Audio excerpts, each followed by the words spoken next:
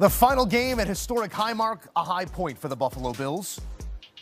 Played 52 seasons in that building, some legends on hand, including Jim Kelly, Josh Allen making his final start for Buffalo at Highmark.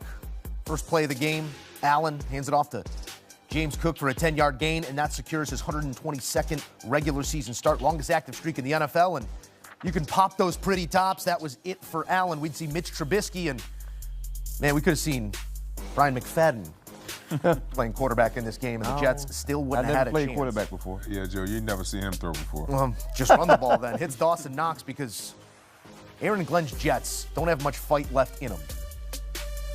Jets defense, still no interceptions this season. A chance. That was the one. To avoid infamy. Oh, they had a better one later. No team has ever ended a season with 0 interceptions. I think this one it. Oh, he had the One club. team will end the season with 0 interceptions. The Jets, just one hand short. Maybe the story of the season. Trubisky trying to get his guys into the end zone here. Middle of the third quarter. Up top. Big time catch. Gabe Davis hauling in that rebound.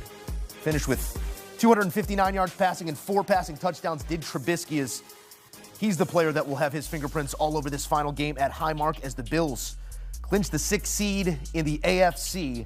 35-8 is your final. Buffalo going on the road for playoff football, where they will face the Jacksonville Jaguars in the first round in Duval. As for the Jets, no interceptions, just 4 total takeaways this season, and nearly the most points allowed in a single season in franchise history. Back in studio with the fellas, Jonathan Jones, Joe Musso, Bryant McFadden, Patrick Peterson, and guys, we've talked about it for about the last month now. You're going to accidentally run into an interception.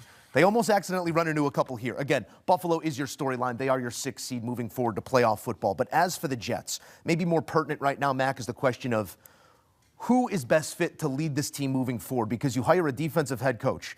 This team defensively gives up 503 points, the second most in a season in franchise history, forces no interceptions and 4 total takeaways. How do you move forward thinking that Aaron Glenn might be that guy? That's a great question, because out of all the years, the previous years that we've watched bad football from the Jets organization, this might be the worst. Yeah. This might be the worst. You talk about having a record-setting season in the wrong direction, not a positive record being placed, bad records that will be associated with the New York Jets. It's hard to really understand when you have a defensive-minded head coach who played in the National Football League as a guy who took the football away, as a guy who's been a part of really stout defensive units. We saw the total opposite. And that's the thing for Jets fans to fathom. Over the last few years, in the midst of bad football, your defense has been serviceable. Your defense has brought fight. They've been competitive in moments. This season, not one moment they were competitive. I mean, the last 5 games, they allowed 37 points. Average, that's what they allowed. And you look at how they finished the season. 35 today to Mitchell Trubisky, by the way. Josh Allen played just to keep his start stat going. Mitchell Trubisky carved you up for 4 touchdowns. Last week, Drake May came out in the third quarter. They dropped 42. The week before that, Tyler Shuck dropped 29. I mean, it's almost like do whatever you want to do against this New York Jets defensively. I don't know, to answer your question, Joe. I mean, this is something that, you know, they have to think about. I think financially, I know JJ knows a little bit about that more so than I do. Financially, would it be best to fire Aaron Glenn and go the opposite direction? And it's a small sample size. You're going to pay a coach to not do his job in that case. You have to wonder if that is what Woody Johnson and ownership is entertaining right now. Certainly, the idea is being mulled. We don't know yet where they will land, but some of this is unforgivable for a defensive-minded head coach. So I'll tell you what I can report, and that is that there have been no substantive conversations with Woody Johnson and anyone of import regarding Aaron Glenn not returning in 2026. Could a billionaire owner somehow change his mind over time?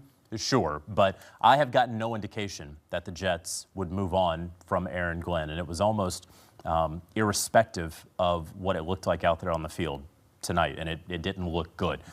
They are paying Aaron Glenn reportedly about $12 million per year over 5 years. So if you were to fire Aaron Glenn, you owe him the rest of that, right? That's a lot of money. That'd be a whole lot of money for an owner to pay someone to not work for them. He's also a former New York Jet. He was also one of the top picks this past year in a very crowded and competitive head coaching group of candidates. And the last point that I would make is that Aaron Glenn has made mention many times about how Dan Campbell was patient with him when he could have been fired after his first year. Now, Aaron Glenn did not offer that same patience to Steve Wilkes. He fired him after that Jacksonville game, and it appeared that the defense somehow got worse. But when you consider that they did not have a quarterback, they hoped for Justin Fields, didn't work out. Tyrod Taylor wasn't going to work out. That they traded away Quentin Williams and Sauce Gardner, so the defense wasn't going to have a chance of being good after they traded them away. But of course, they weren't very good before that.